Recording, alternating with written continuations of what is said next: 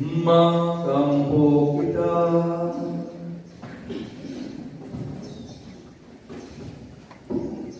Makagagahong nga Diyos, gihatag nimo sa mga tao si Jesucristo among manulod pinaagi sa pagpagkatao ug pagpagamatubatan sa mga tao pinaagi sa pagsunod sa iyang panigingan. Mahimunta kami nga anay sa pag-ambit sa iyang pagkabanaw. Kini ang ipangayo pinaagi sa Ginoong Kristo imong anak, nga buhi ug hari ug